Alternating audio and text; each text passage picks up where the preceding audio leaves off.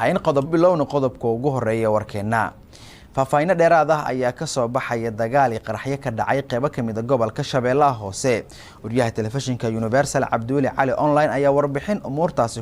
al-shabaab ayaa xalay weeraro saf badaanan ah ku qaaday fariisimaha ciidamada dawladda iyo kuwa amisom ay ku leeyihiin degmooyinka Owdhigle Bariire iyo Afgo hase ahaatee weeraradaas midka ugu xoogan ayaa xalay waxay al-shabaab ku beegsadeen degmada Qoryooley ee gobolka Shabeellaha Hoose daryanka madaafiicda iyo qoryaha boobiyaasha ayaa xalay isqabsaday kuwaas oo laga maqliyay Qoryooley iyo deegaanada ku teedsan inkastoo qasaaro uu soo gaaray dhinacyadii dagaalamay hase yeeshee inta badan qasaaraha ayaa saameeyay dadka shacabka ah ee lagu dul dagaalamay waxaana la soo warinayaa in ka badan 7 qofood oo shacab ah ay dhimasho iyo dhaawac ku noqdeen mashaqadaas kuwaas oo qaarkood ay saameeyeen madaafiicda la iswiidaarsaday waxaana sidaas si lamid ah maanta barqadii qaaxda la eegtay kolonyo ay la socdeen mas'uuliyiinta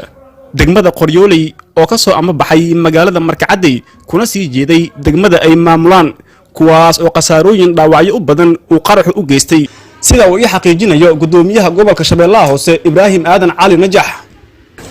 dagaal xalay ka dhacay Qoryooley waxa soo waray kooxda rawaariista ah Soomaaliyeedka ah dawladda ah diinta ah runtii shacabka degmadaas iyo maamulka iskuduuban iyo ciidamadaas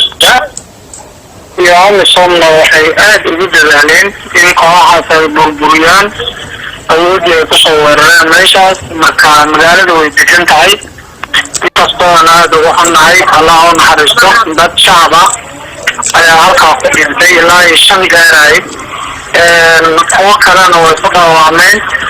kadib markay ay kooxaha nabadjiidka siyaxan la'aana qoryaha waaweyn ee baasuuka iyo beekeeliyada iyo bishiikyaal ay kusoo weerareen degmada walaalow arrintaas sida loo dhigay ma ahan ciidanka oo baaritaan ku haya wadada dheer isku xirta Qoryooley Shalabood ayaa waxaa qaraxday miina wadada geeskeeda lagu aasay oo xilligii baaritaanka ku guda jireen marka 3 wiil oo askarta ayaa ku dhaawacantay wax kale oo barbaleen ma jirin wadada baahinahay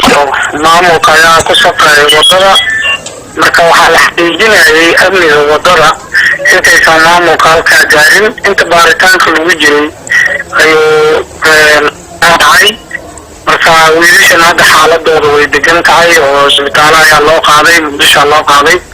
wax barbaleen oo hal yaraateena ma jirto xaaladda si guud ahaan hadda way u degan tahay gudoomiye wiilasha dhaawacmay ma gudoomiye ku-xigeenkii Qoryooley iyo xogaayihii degmada Qoryooley miyaa mise askar ay ahaayeen haweenaha iyo gudoomiye ku-xigeenka labadaba xaaladooda way fiican tahay ful yara gaarin